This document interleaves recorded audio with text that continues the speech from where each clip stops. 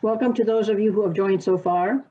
We will start a few minutes after noon. And as you know, if you've been on these seminars before with us, you will not be on video and you will not have audio. However, you will have the opportunity for questions and answers, and I'll talk about that once we get started. So just hang on for a few more minutes.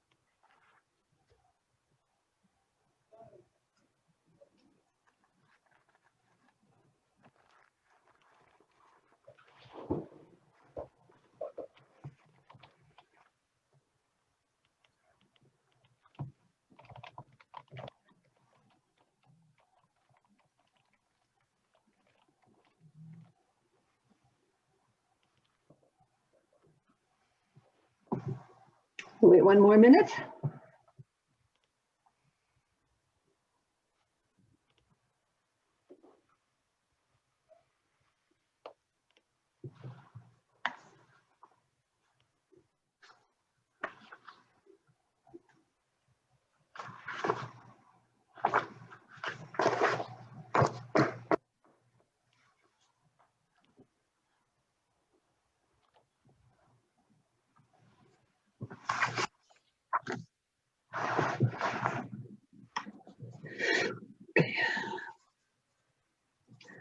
Okay, I think I'll do the introductory remarks anyway. For those of you who don't know me, I'm Sue Epidemiologist.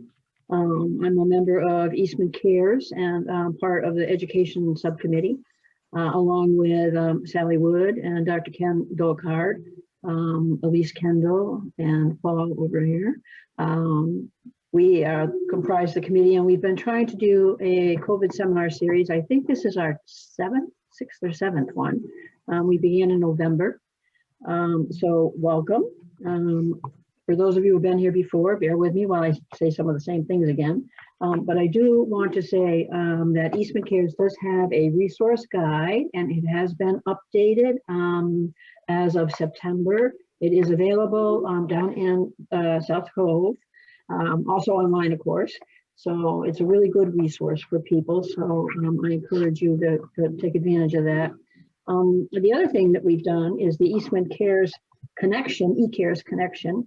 And basically it's an opportunity for anyone who really feels a need to talk to somebody, especially during these times, on a daily basis, on a weekly basis, on a monthly, whatever, or if you know of someone who you think might benefit from that service, we do have volunteers who are willing to do that. So by all means, reach out to us at Eastman Cares, at Eastman Cares at eastmannh.org. I'll mention this again at the end, and we'd be happy to help. As I mentioned, this is a type of webinar where there is not audio for the participants or video. So you'll just see Liz and myself briefly and Paul. I should introduce Paul. It's Paul Eddkine. He's my husband. He's an epidemiologist. He will be monitoring questions from you all so that Liz can, I just did it. I told myself I wouldn't do that. it's Elizabeth. After many years of working with her, all this time I've been saying her name wrong. So forgive me, but Elizabeth will be taking questions periodically throughout. Paul will monitor those for us. Let's see, we do want questions. And if you're not familiar with how it works, there is a Q&A section either on the bottom or the top of your screen, depending on what you have. We would prefer that you use Q&A rather than chat or open up your or putting your hands up, just because it's going to be easier for us to monitor. So anytime during the presentation, if you have a question, by all means, type it into the Q&A. And as I said, Paul will be monitoring that. And there will be time at the end as well to answer anything we haven't gotten to. So please, we welcome questions.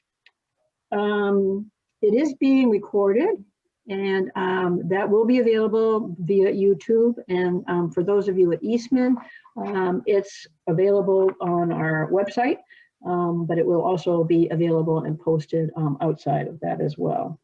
All of the talks, by the way, are all now on the website if you missed one and you'd like to go back and catch up. Our next speaker is next Friday, actually, and we're going to have a talk on mental health in the times of COVID, and it'll be former Chief Justice John T. Broderick, who we're really looking forward to hearing from him. So next Friday, same time, same place, and I think that's it for announcements. So let me introduce you to our speaker today, Dr. Elizabeth Talbot. She is an infectious disease and tropical medicine trained internist. She's had extensive experience in both international and domestic infectious disease control through her outbreak investigations, her clinical projects, her research, her consultation. She was very busy before COVID hit. She trained at Duke and with the EIS, the Epidemic Intelligence Service. And during that, she was stationed in Botswana with the CDC and then the WHO before coming to Dartmouth. Elizabeth is currently, Dr. Talbot is currently a professor of medicine in the section of infectious diseases and international health at the Geisel Medical School at Dartmouth. Her primary research interest is infectious disease diagnostics, especially for global TB, and that's the context that I know, have known Dr. Talbot for many years. She's published more than 100 research projects, reviews, book chapters, et cetera, et cetera. And she's been very involved in the broader public health aspect of things in that since 2003, she has been New Hampshire's Deputy State Epidemiologist. There she's engaged in leadership in, obviously right now, in the COVID-19 pandemic response. I think we're very happy and very fortunate that Dr. Talbot has agreed to speak to us today about vaccines. And so on that note, I will let her share her screen and continue.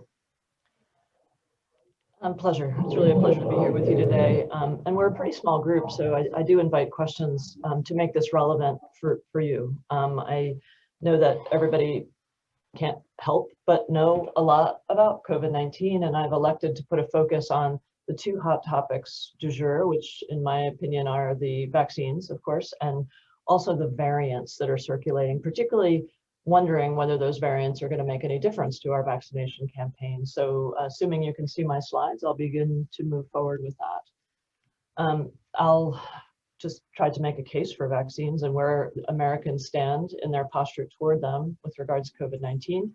Talk a little bit about the mRNA vaccines in terms of efficacy and mostly safety. Make reference to the other two candidates that are coming through the approval process as we speak. Again, those variant strains and what they mean for us, and just briefly let you know something of our allocation strategy. So here we go, summary talking points. The phrase herd immunity is not really an epidemiologist term, but rather a layman's term. It might refer to either having infection itself or having vaccination as a way to break some of the chains of transmission. So all pathogens try to find their way from person to person. And as in this graphic, I think it's pretty intuitive that if nobody has protection, then those chains of transmission can offer just a free roam through our population, whereas the more immunity exists, the more the virus or the pathogen just can't get through. So what are we talking about with regards to vaccination for COVID-19 and what it'll do for this pandemic? The epidemiologic term actually is R naught. It means that when you can get the number of people who are infected from a single infected person down below 1, then a pandemic, an epidemic, an outbreak will stop. For most infections, it's about 60 to 70% that will bring us to closure of an outbreak. But most current modeling suggests that we probably need 80 to 90% of our population with immunity to this easily transmissible infection in order to break the back of the pandemic. So that's a really heavy lift for us all. And I think that there's some very relevant recent data to let us know how heavy that lift is actually. This is a CDC publication from just a couple of days ago that shows what people's stated intents are toward vaccine. So this is asking a nationally representative sample of adult household members what they're planning on doing when vaccine becomes available to them. And the nifty part is also comparing the same survey done in September with the one most recently done in December, and also asking if you're not going to get the vaccine, why not? And examining some of the demographic features of the folks to see who are those that we need most to reach out to in terms of messaging about safety and efficacy of these vaccines. So just the second and third bullets are really where it's at. I think that people increasingly are open to taking this vaccine, evidenced here as absolutely certain or very likely intent from 39 to 49% over that September to December time frame. If you add in somewhat likely, as people maybe are going to access it, it goes from 62% to 68%, but not 80 to 90%. We still need to be ambassadors of this vaccine. And toward that end, I'll give you some talking points that I find useful in the many conversations I have about this vaccine. So populations that expressed less intent to receive vaccine are those who unfortunately have been also disproportionately impacted, such as non-Hispanic Black persons living in non-metropolitan areas with less education and income, and those persons without health insurance. It's likely that younger persons have less intent to receive this vaccine because they know that their risk of bad outcome from the virus itself is less than those who are older. But otherwise, again, we have a pretty heavy lift if we're going to create that kind of herd immunity. Remember, they also asked these people who said basically no, why no? And these are the 4 reasons that were given in highest proportion. Nobody's at all surprised that about 30% of people said no because they had concerns about side effects and safety. I have heard it so many times myself. About 15% of people said they may take it later if everybody else survives taking it. We're in an era where there's been an unprecedented distrust of our federal government and also I think other institutions, therefore that was cited as a reason. And then I hear it often that people are just very concerned that this has been an unprecedented speed to have these vaccines come to us. So I want to take on all but number 3 because I can't fix that. But I think that framing our response to folks who are vaccine hesitant around these 3 themes at least can be helpful. First of all, the reality is these vaccines are another tool in the toolkit. They are light at the end of the tunnel, but they are not going to turn this around on a dime. They remain just one way that we're going to control this and get back to normal life. So the 2 mRNA vaccines, of course, are the Pfizer-BioNTech and the Moderna, both unfortunately 2 doses and both requiring a cold chain that does not allow us to push this vaccine out to every venue. Both vaccines were tested in tens of thousands of adults from diverse and appropriate backgrounds, such as those who are older, those who have medical comorbidities that render them vulnerable, and communities of color that have been disproportionately impacted by morbidity and mortality from this virus. Clinical trial data, actually every study yet done, show that both vaccines are safe and effective at about the level of 95%. So this is really exceeding our expectations. Remember, early December, we were hoping for a vaccine that was only 50% or more effective, and look at what we wound up with.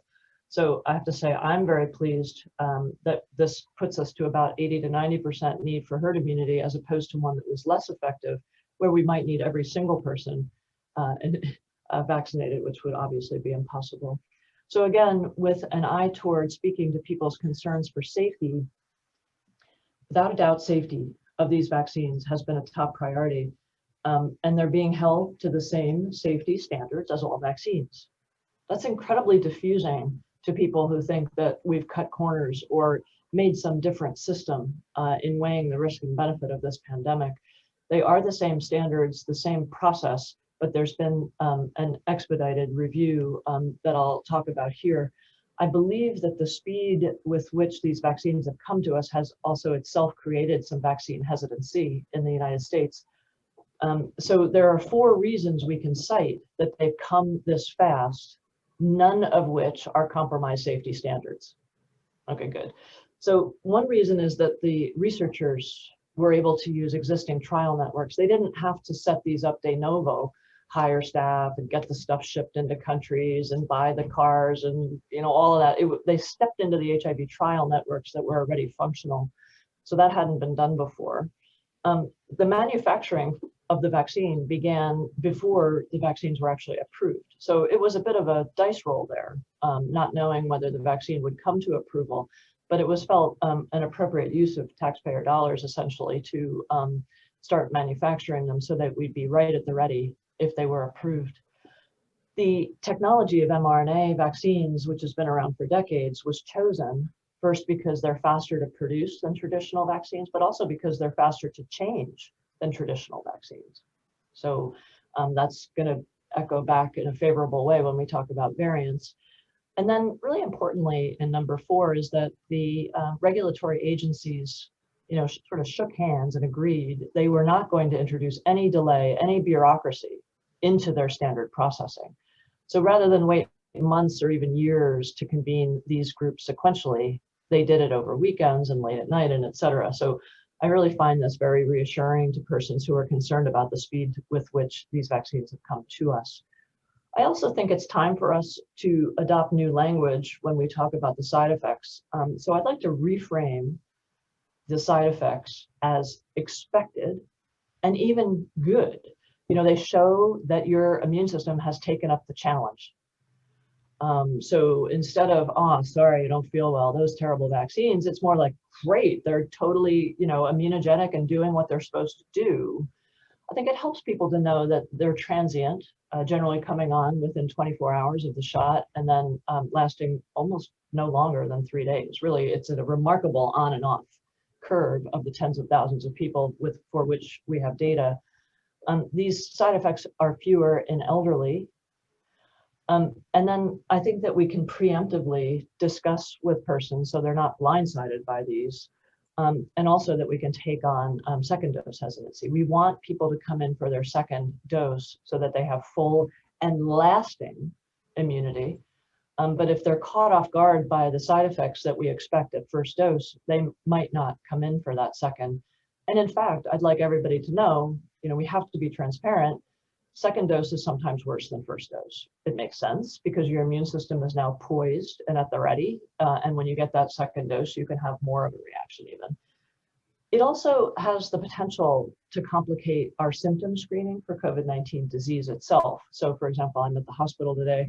If I were with my injection yesterday and I show up and I have a mild fever, is that the vaccine, or is it possible that I was coincidentally infected by the virus? So we need to have plans in place to make sure that we don't assume everyone who's having a predicted vaccine reaction is assumed to have COVID-19. It's a really simple slide. It's pretty technical at this point, but very few people can't get this vaccine. I say it over and over again, and yet I'll put in balance who then can, which is everybody else, of course, but yet people ask me about these various populations. Who can't get it? Anyone who's had anaphylaxis to any component of the vaccine. And those components are shown to you when you receive your vaccine. You look at it ahead and make sure that you're not that person who's anaphylactic to those things. Polysorbate is a chemical that is closely related to the PEG that's in the vaccine and has been implicated in some of the anaphylaxis events that have occurred. And then if you have a severe allergic reaction to the first dose, don't get the second. But we mustn't confuse typical immunogenicity, so reactions that we expect from the vaccine, with allergic reactions. Those aren't the same things, right? So that's been a lot of what we do to educate clinicians. When people feel sick after their first dose, that doesn't mean they're having an allergic reaction to it. And then, of course, if you get one and have a bad reaction, you shouldn't go to the other. So who can? Basically everybody else. But these are the questions that come to me. People who have completed their isolation for COVID-19 are encouraged to come in to be vaccinated, because although you get some protection from having disease itself, you get better and longer lasting protection from the vaccines than you do from natural disease. Plus you don't incur some of the risks of having COVID-19 again. Other kinds of people who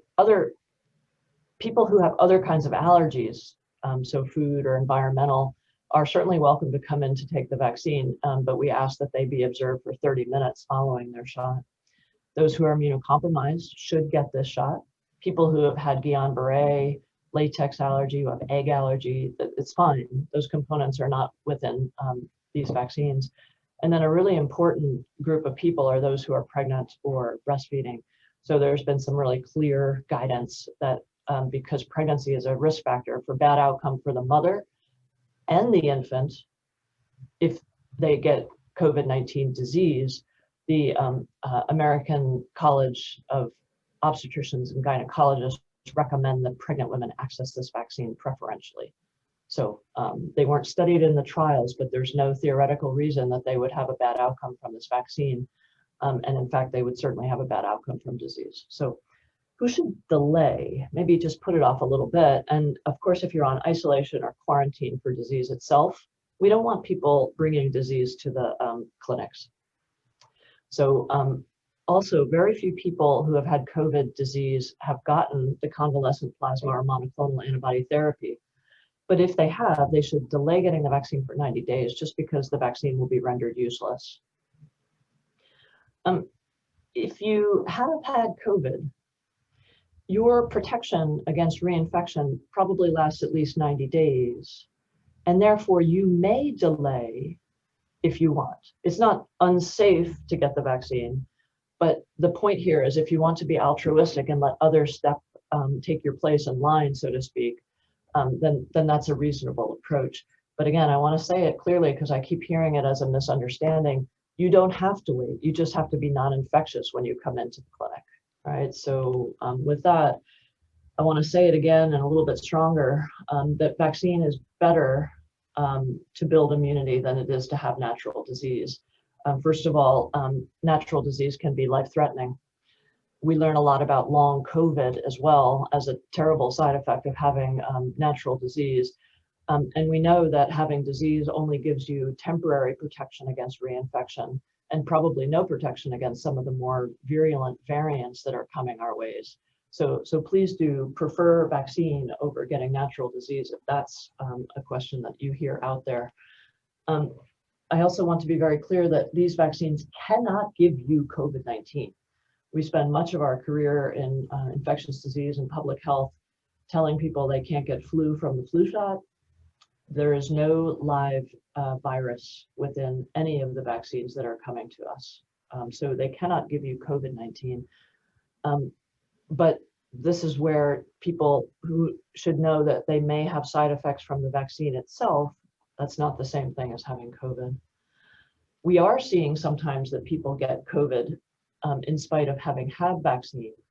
That doesn't mean they got it from the vaccine. It means that they got it coincidentally, either before the vaccine had a chance to work, or they were the unlucky 5% who didn't receive full protection against disease itself. Important point too, and I hear this mistake and cringe, is that the vaccines don't cause you to test positive with our test for natural disease, which is the PCR or the antigen tests. So any positive test needs to be treated as a true positive, even if you've had vaccine. Question we get a lot, is the state going to mandate vaccine? No, quite simply no. We would not mandate a vaccine under EUA, that is emergency use authorization, not full approval. But we have no track record of mandating vaccines anyway. That's not something the state typically does. Private industries, hospitals, or businesses can choose to discuss this with their own legal counsel about whether they want to mandate for their employees. But it's pretty complex, and some of the language here is the rationale that was issued by our Attorney General on what people want to think about before they even consider mandating vaccine. So I'm going to change gears. Dr. Talbot, there Yep, are a couple of questions. Good. First is a very specific one. If you could please tell folks, what is Polysorby? It's a chemical that's used in many medical products, cosmetic products. Sometimes it's a food filler. It's really like everywhere. So people who have an allergy to that generally know it. However, it happens to look a lot like PEG, which is a chemical within the mRNA vaccines. So people who have an allergy to polysorbate should avoid the mRNA vaccine. And the second question is, after we have had the vaccinations, plural, what should we be doing to stay safe? For how long? And is there a protocol at this time?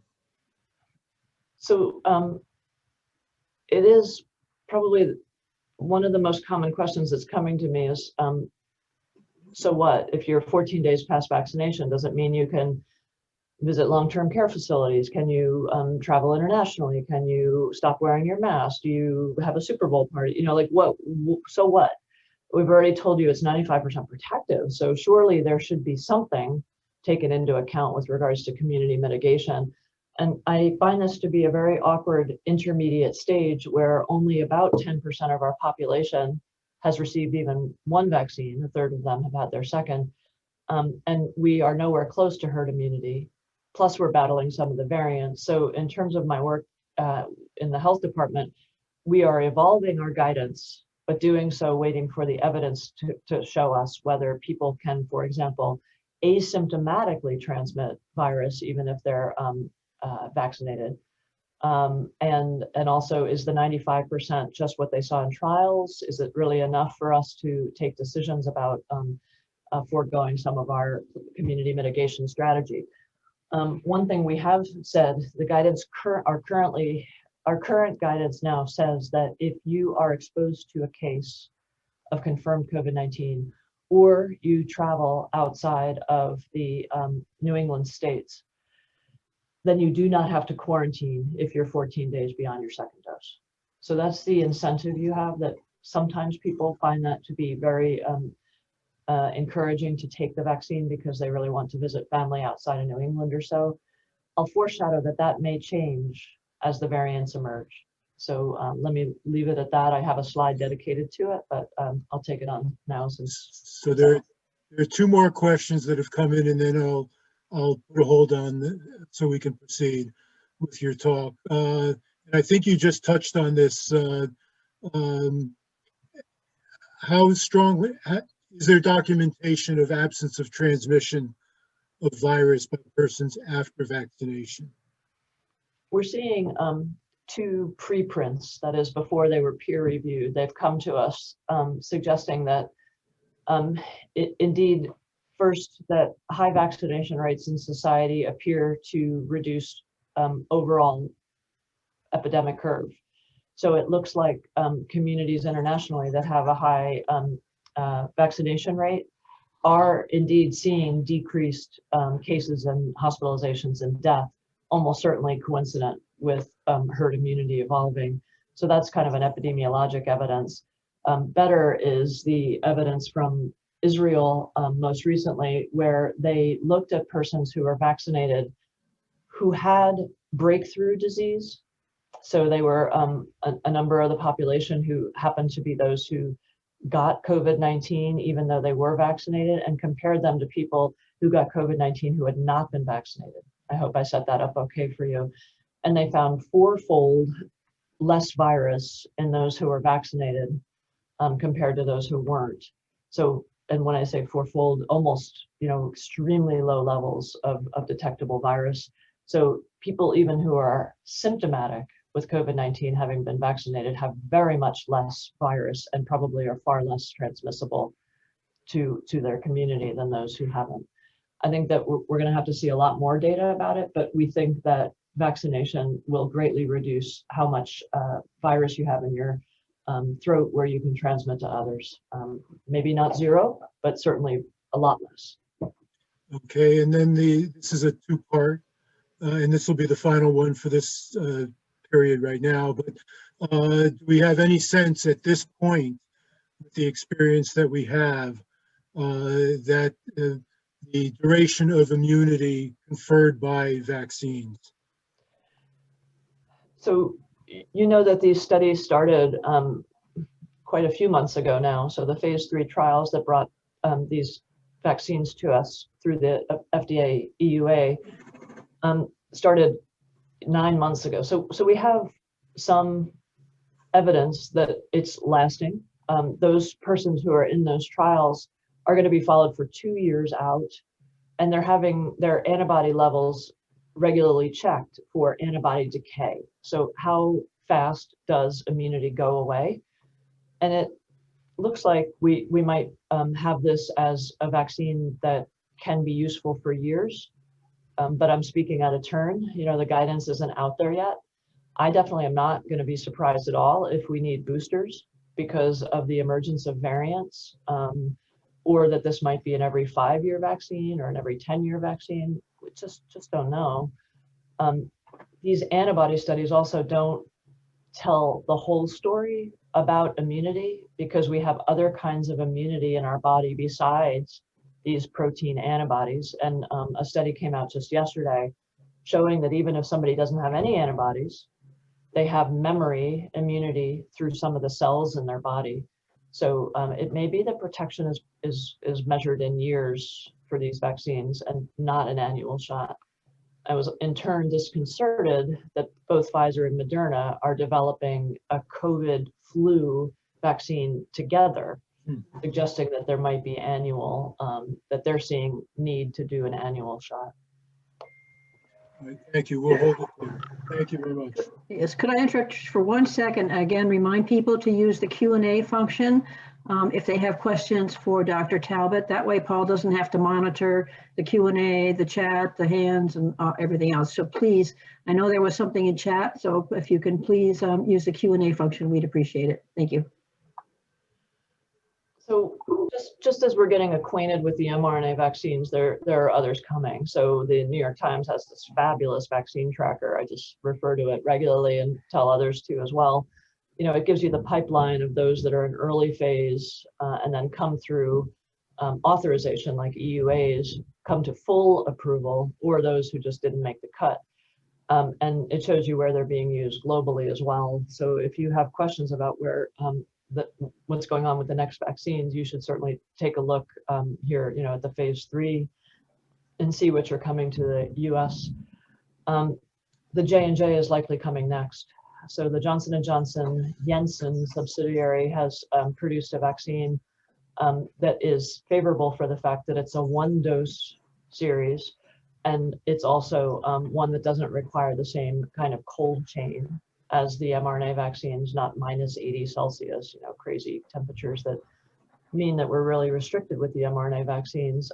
They released their interim data through a press release, which is not the way scientists are used to looking at data, on January 29th, and they have submitted their dossier to the FDA for approval, which will happen on probably February 27th. So we should be ready. I think that the data is a little bit hard to parse out. I've tried to put some talking points out here. Instead of the phrase that I've come to know and love, 14 days past second dose of the vaccine series, they studied 28 days past their 1 dose. So right there is a little bit of a different way of having to talk about this. And in the US, they found this vaccine to be 72% effective. I know immediately what comes to mind is, oh, the mRNA vaccines were 95% effective, so let's abandon this one, or this one's crap, or whatever your reaction is to it. But I'd draw your attention to these two bullets. This vaccine was 85% effective at preventing severe disease and 100% effective at preventing hospitalization and death. So these remain to be seen in larger studies, but as an epidemic and pandemic responder, this could change everything for us. That this, first of all, greatly exceeds the efficacy targets that the FDA set at 50%, but also preventing severe disease, hospitalization, and death will make this still a path toward normalcy. That we can open our society again, our schools, our businesses, travel, etc. If this is is converted to a bad cold, that this is not something that's going to surge our hospitals and kill our friends. We have another trial following quickly from this first analysis, which is called Ensemble 2. Watch for that, because this is one that uses 2 doses. So it may be that brings the 72% up to the mRNA efficacy levels. We don't know yet, of course, but it's certainly expected that a second dose is going to boost that. So I just want to frame that this is likely to be a very useful vaccine for us going forward, and is certainly going to be incorporated into our own response. The other is the Novavax. That's probably to come next. This is much more in a usual format. It's a standard protein vaccine, which is analogous to a lot of the other vaccines we have, but it uses nanoparticles. So that name scares people just because it sounds sciencey or something. I don't know. So just watch for that. But it's yet another way to produce antibody against the spike protein, those little red knobs that the virus has. They're not really red, but that's how it's always been represented, huh? It's also a 2-dose. It seems to be highly effective. The studies that are ongoing, actually probably soon concluding, have been done only in the highest risk population. So that's an interesting strategy that this company has, and we really look forward to that data any day now. Yet, I think that we want to speak to the headlines of the variants, so the variant viruses that are emerging. I think that I'd frame this discussion also as perhaps useful for those who have expressed they're waiting to get their own vaccine to see how it goes, because we shouldn't be waiting. If you're in line to get the vaccine, take it. We need to get these vaccines out before these fully emerge in our own communities. So in the southeast of England, the epidemic curve was noted to do a pretty terrible thing, which was, go basically skyward. That caught the attention of all the epidemiologists, and they did some enhanced sequencing of the virus strains that were prevalent in southeast England, and they found that there was a stable change, a stable mutation in more than 50% of the new cases they were seeing compared to what they were seeing earlier at the lower rates. This is the virus becoming more fit, as you can imagine.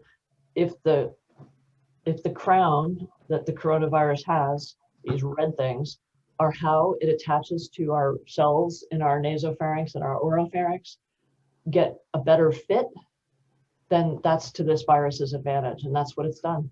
It's reconfigured its little knobs here, so it attaches better, and it probably also comes to higher levels of virus in everybody's throat, so it's more transmissible.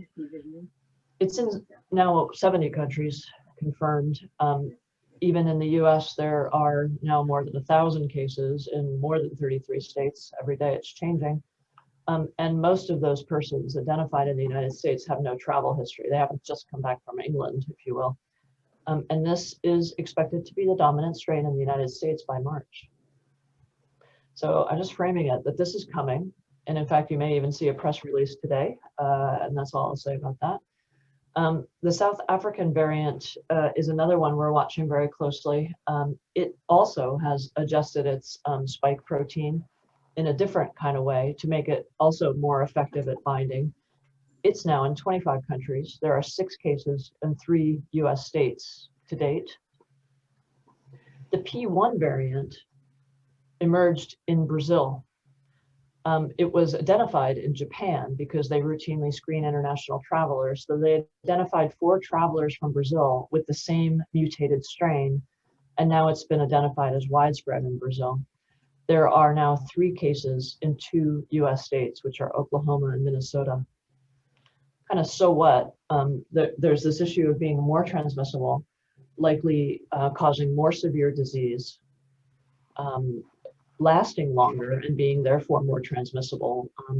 But in terms of vaccine relevant discussion, for B117, the UK strain, it looks like all of the 5 leading US vaccines offer similar protection.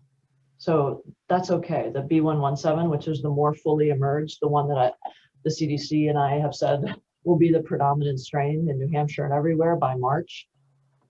For the B1351, it's a little more concerning that we believe that the mRNA vaccines will be protective against the South African strain, but Novavax looks far less effective, and the AstraZeneca was hardly effective at all.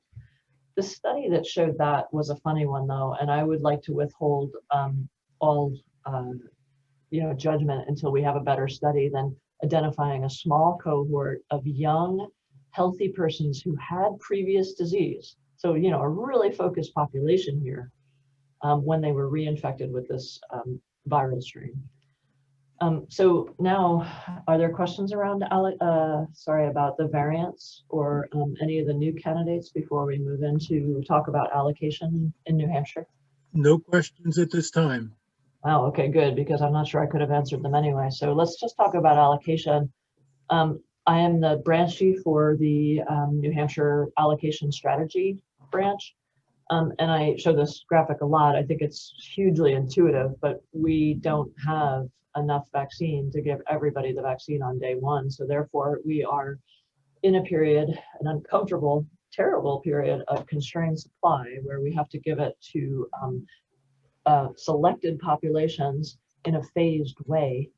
Obviously, I can't wait until we have a huge supply and everybody who wants it can get it, but we're clearly not there yet. We're receiving about 20,000 doses each week, and have the challenge of not knowing how many we're going to get until the day before they arrive. So planning appointments and such is really challenging for us right now. The Biden administration has promised some changes in that regard, which might be helpful for people in terms of communication and making appointments. Decisions around which populations get it first has been built on decades of planning. And I know anybody like Paul who's been in public health knows that this is a core function of public health, is to plan for pandemics and how to allocate limited resources like ventilators, medications, treatments, and indeed vaccines. Right now, we have our vaccine allocation strategy branch, which is about 20 people who have a broad experience with such planning and represent different groups of people to best inform this, like EMS, police, fire, etc. They're supported by the State Disaster Medical Advisory Committee, which is a governor-appointed external advisory committee to us. So they review decisions we're taking, and then it is ultimately reviewed by the Commissioner of Health and the governor. This is where it stands right now. It's been in transition, so if it doesn't look familiar to the one that you looked at in December, that's because it's changed since then. So this January 14th version has been posted since that date and is in more detail online. You can take a look.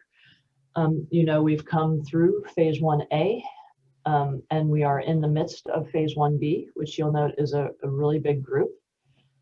The last count I've seen is that this number of people is registered for 1B, so we appear to have very low vaccine hesitancy within these highest risk phase 1 populations. But this includes persons 65 and older, those who are medically vulnerable by virtue of having 2 medical conditions that significantly increase risk of bad outcome with this disease. And we also have a nod toward allowing those family caregivers of persons who can't receive the vaccine by virtue of their age to access vaccine. This has been highly scrutinized, and the intention here is children who are essentially homebound because of their medical complexity, who are only likely to encounter virus because of their caregivers bringing it into the home. So this is a limited population right here in this sub-bullet. We also recognize the emerged science that those who have intellectual and developmental disabilities are disproportionately impacted by this virus. Corrections officers and staff in corrections facilities, first responders and health workers who weren't in the 1A population. 2A right now, this is subject to change, may include efforts to get school and childcare and Head Start programs back to work. Then we'll take on those in the next age cohort. And in phase 3, you can see those who have any medical condition that increases their risk. And then by 3B will be to everyone else. Notice that phase 1B is still expected to take through end March. Although there's some very promising signs of increasing vaccine supply that might allow us to continue to move people forward who have late appointments right now. Phase 2, March to May. Phase 3, May and beyond.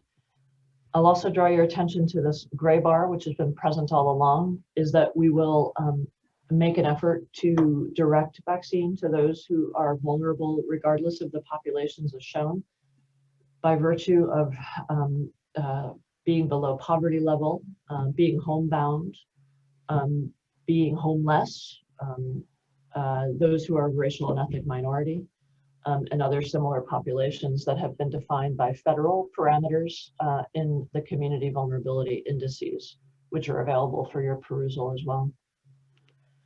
So a few more talking points. Again, this isn't going to stop the outbreak on a dime. And if there were to be an outbreak that was at Eastman, we would not direct vaccine immediately there, because you can see it takes at least 37 days to realize full protection. So it's not useful to stop outbreaks. It may not protect all subgroups equally, such as immunocompromised persons, because their body may not be able to react to the recipe for the spike protein that we're providing through the vaccines, but it doesn't appear dangerous. So we're strongly recommending that these subgroups do access. And we don't know how long it's going to last. I've already said that. Here's the other question that comes to me as referenced. You've already asked. We don't know now how we are going to phase out all of our community mitigation as more and more of our population is fully vaccinated. We're watching it very closely. We're trying to take that balanced position between the impact the virus has had in our communities and our businesses and our school children and all of the others, against the risk of mortality, especially for those who are of the older age groups. So it certainly strikes me that we are not satisfying anyone. You know, people are mad at one extreme or the other all the time right now, and I think it's just a time to take a breath, be glad that we have the vaccines that raise this discussion, and we're doing the best we can to make those guidance catch up to people's expectations. So with that, I'll end my formal comments and see what other things we can join to discussion on. Thank you. We have one question, and I have a couple questions. I suppose I should look at time, but we're doing well. So one person had for his or her own sense of safety, if anaphylaxis was experienced from stinging insects, it's still okay to get the vaccine.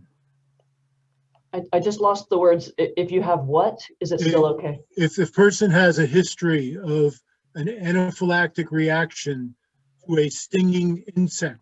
Yeah, yep. It's still okay. I know I risk making you ill by this, but let me just show you this slide again.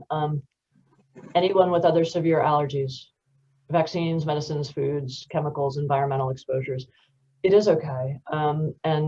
We just ask that you're prepared to stay for 30 minutes in whatever clinic you access this in, just to be on the safe side and to have access to anaphylaxis response. I'm very pleased. Wait, let's see, where is it? Yeah, here. that although a lot of the headlines at the beginning focused on the anaphylactic events that happened to the mRNA vaccines, as the scrutiny for safety has been unprecedented for these vaccines, the numbers have fallen out to levels that we tolerate for other vaccines. So right now, the rate of anaphylaxis is 5 per million doses of Pfizer and 2.8 per million doses of Moderna. These begin to rival other vaccine level of anaphylaxis. So there's no contraindication for people who have had other allergies to other materials, but hang around, why not? You know, just bring a good book, have your iPod, whatever, and be prepared to wait at the clinic just to be on the safe side. Okay, I'd appreciate your thoughts. To me, perhaps this is not a new experience, but I've personally been concerned about the release of data via press release or pre-publication analyses. Sometimes I wonder if those are more geared towards corporate stock prices rather than giving us information that we can use. What are your thoughts? I'm so sorry, Paul, I didn't really fully understand that. Could you reframe it now that you've read through once? Okay, so I appreciate your thoughts. We're seeing, in my mind, an increasing incidence of information by press release rather than information based on a peer-reviewed article. Sure. And if you could tell me your thoughts about that. Is this do you see it as a problem? Do you see it as a valid time to be issuing information in that type of a format? Well, these times are unprecedented for sure. I mean, a lot of our scientific breakthroughs right now are being released through what are called preprint servers. So before they're peer reviewed or right before they're published, they go on to this unmanaged site called medRxiv. Sometimes those papers that give us really interesting information, like the chloroquine fiasco, if you will, get withdrawn. They never make it to the light of day. They were bad science. They were exaggerated. Peer review found problems with them. So sure, we as scientists, as public health professionals, as clinicians, need to take the context of the data that's coming to us in order to form the strength of our recommendation, for sure. I would say the pressure through Operation Warp Speed on the manufacturers had an agreement to release the data as fast as possible. And there's no way that it would go through peer review in the amount of time that people wanted to wait, right? The J&J phase 3 did come through a press release, but their phase 2 came to us through peer review. So it's a bit of a mixed bag. I was really reassured that when the dossier is presented to the FDA for approval, they don't pay attention to what the pharmaceutical company got in their numbers, in their analysis. They reanalyze all the data all over again. And comparing what the pharmaceutical company released, Pfizer, Moderna, compared to what the FDA's experts reanalyzed to, it was exactly the same. I think that was really a nice thing that I saw. I just think it's not in their best interest to provide false information to us. But yeah, like, the slide I showed you with the J&J press release, I'd love to know about subpopulations. They didn't release anything about age differences or minorities having a different response or et cetera. Like we have a lot more information we want to know about that. They promised that they are in process of peer review, so we'll have access to all the data probably after the FDA has reanalyzed it all. All right, we've had several questions come in. Since variants are showing up in different countries without travel connections, does this mean the virus is mutating in the same way at different locations concurrently? Yes, every pathogen is trying to make itself more effective at what it does. And so these variants have an independent lineage. And that is, they develop simultaneously in different places, all figuring out how to be more effective at binding at the human host sites. So yeah, it's not surprising that nature would favor the virus mutations that make it more effective at transmitting from person to person. So these are now stable lineages, stable mutations, and that's really pretty typical for pathogens, for organisms, bacteria or viruses or whatever that attack humans. That's just what they do. That's why we get the flu shot every year. That's why you have to get, sometimes a repeat of your pneumovax or so, that there's new strains evolving and emerging. Thank you. And here's a timely question, given the impending snowstorms that are being predicted.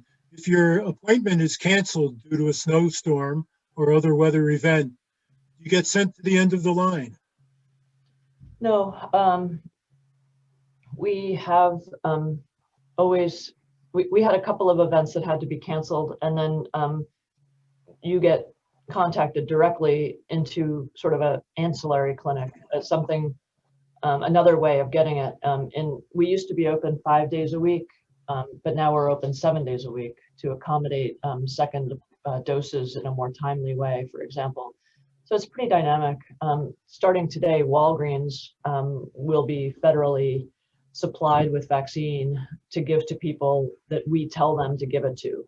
So for example, if there's a snowstorm and 36 people miss their doses, then we'll probably direct them to the nearest Walgreens. That kind of thing is definitely evolving and happening, but we have no intention to inconvenience people. And if the weather does, or act of God or something, we'll definitely try to accommodate. Okay. Is there a possibility of developing a universal vaccine that would mitigate all COVID type viruses? The person asking said that she read they were trying to make one after the Middle East respiratory syndrome, as well as the SARS, but there was no funding for that. Indeed, there were several candidates for vaccines for SARS-CoV-1, but there was no need for it, right? Because that just fell off the face of the earth, probably because it's had such a high virulence that was not in its favor, right? So that's just gone. Now the SARS-CoV-2 is not as fatal. In fact, you can be asymptomatic and transmit. That's really within a virus's favor, because then it just sneaks around, right, for a long time. So it's not necessarily the SARS-CoV, no funding, and the MERS-CoV is pretty well advanced. I've looked at that recently. But more to your question, there is an effort to look at that lollipop, that red thing I showed you before, and not do vaccine against this part, but do vaccine about this part, because it's more stable. So this part can't change very much, apparently. The virus really doesn't make a lot of mistakes when it makes the stem of the spike, but this part is a bit of a mess. Lots of changes happening there. So that's a very simplistic approach, but yes, there's of course efforts. Moderna has announced they're going after the stem of the spike protein, which is a bit more conserved, and it looks like it's almost the same as the MERS and the SARS and the 4 cold viruses that are coronavirus. Okay, thank you. And let's see, this person has a confirmed date. I'm not sure what the question is here. Is New Hampshire in sync with the VAMS system at this point? The VAMS system is a federal vaccine administration and management system, is what that stands for. It has been a lot of problems. So we, all of the state jurisdictions are, obviously really frustrated with that system that we've been given to use. We are in the process of transitioning to our own system, which is VMS, and that will have a lot more functionality and I think make less mistakes than VAMS has been making. So I'm not sure your particular problem with VAMs, but we've been in sync at the beginning because we had to be in sync with it to get vaccine. So we've been using VAMs since day one, but we're abandoning it as soon as we can. So this person has a confirmed date, I guess through the VAMs, but they received a voicemail from New Hampshire questioning a different date.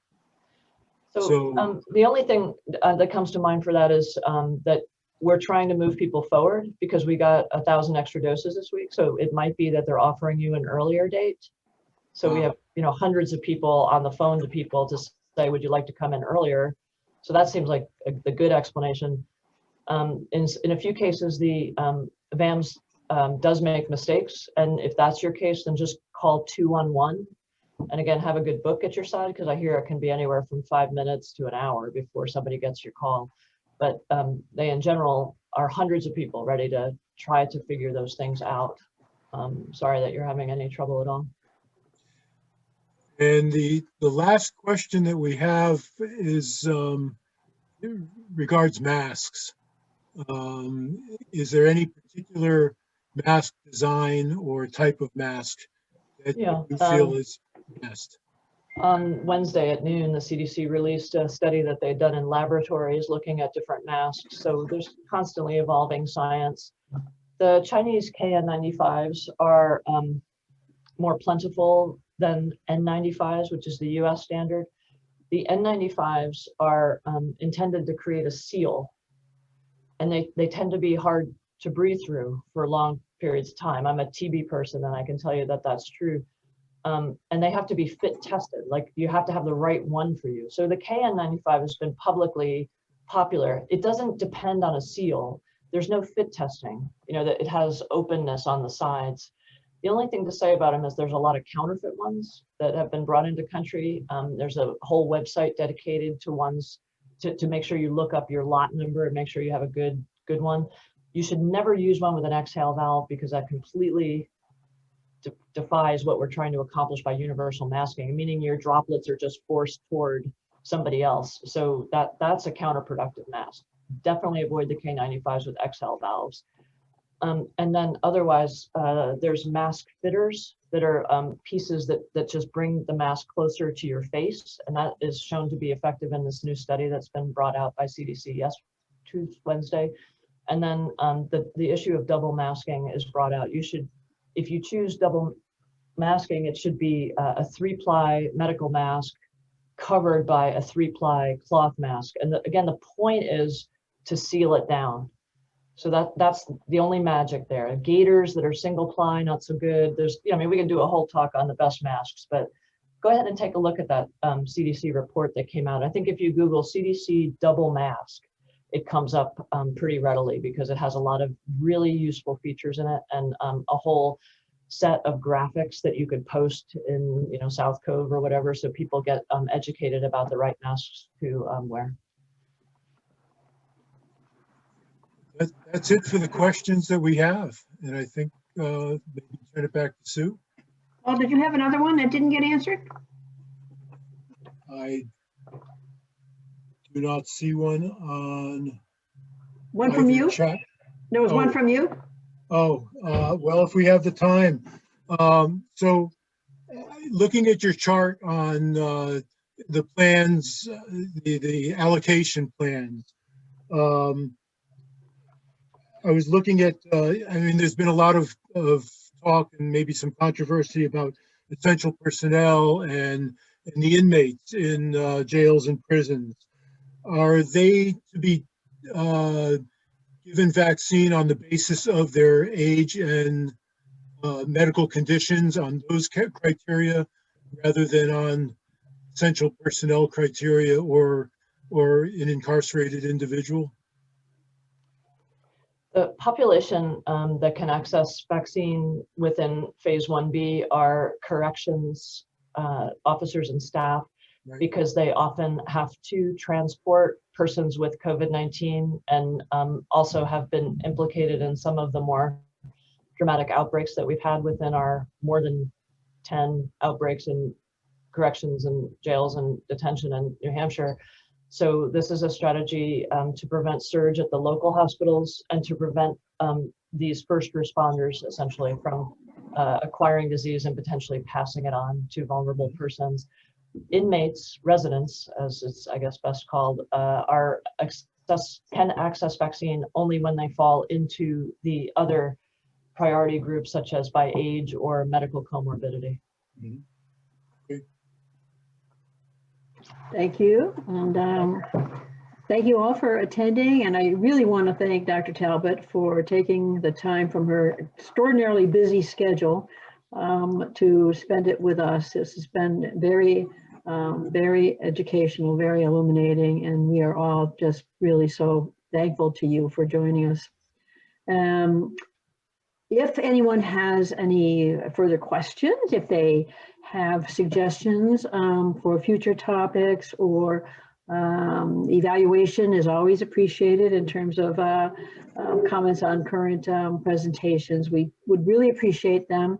Send them to Eastman Cares at eastmanh.org, and we will get back to you. So that being said, again, I want to thank Dr. Talbot, and I hope everyone will join us next week for the former Chief Justice's talk on the mental illness and mental health during COVID. So thank you very much, everyone. Thanks for having me. Thank you, everyone. Thank you. Bye-bye. Excellent.